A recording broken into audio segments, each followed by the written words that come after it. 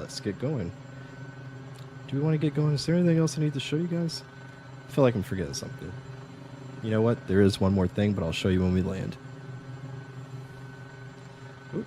And as you guys can see, so there's that torque effect that we were talking about there. Let me get up some altitude first, and then I'm going to release my rudder here. That way you guys can see it for yourself.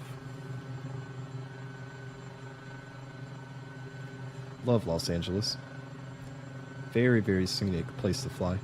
I hope they get another pass, though, at some point. But for the most part, it's pretty well. So let me go to the outside view very quickly to show you guys this.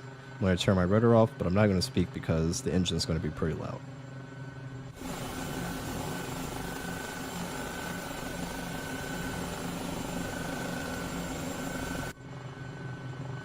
Great.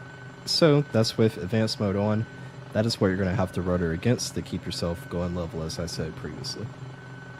And then, I mentioned this earlier as well. There's some other little subtle effects. If you want to get extreme detail on that, hop over into our Discord. You can tag @developers, and one of those guys will respond and let you know exactly what the other effects are that are added as well. So one thing about this, it is advanced. Definitely takes a little bit more skill and attention to fly.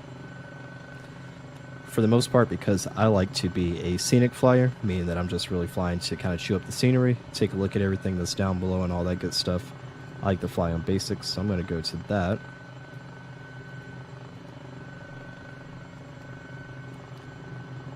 And now I don't have to manage the rudder anymore until I actually really need it.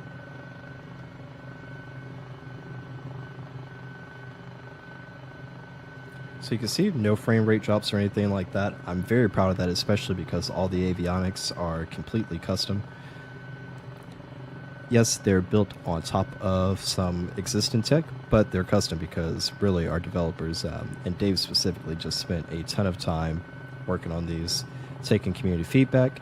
That's why we really kind of put that link out there all the time regarding the Discord channel, because it really is what's helped us get to the point that we're at today, with the progress of the helicopter. We would have never gotten to this point if it wasn't for that Discord channel, because there's some people, like Zan, who have joined the team, who we may have never met if it wasn't for Discord. So having people passionate about that in the community has been a tremendous help to us. Very thankful for that. And what you can see now, the frame rate drops that are happening now are not due to the helicopter at all. We're not going at a crazy speed to where the render engine shouldn't be able to keep up. What's happening here is there's something wrong with the actual flight sim engine. And I've noticed this only in California recently.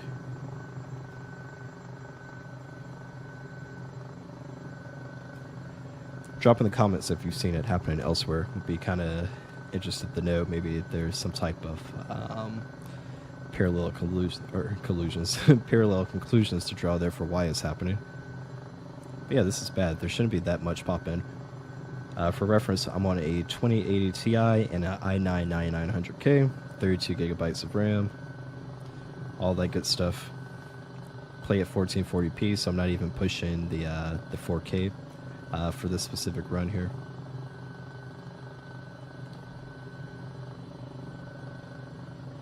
I'm going to start bringing that collective down now.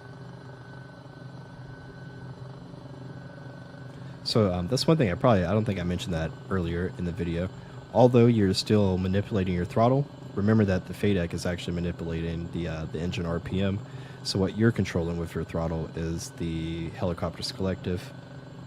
Your normal trim is actually controlling the pitch of the rotor. So that's your rotor trim. That's what you should call that there. I didn't spend enough time on the EIS because there's really a lot of good work that went into it. But you can see here, we've got the voltage, we've got our stored amps, all that good stuff.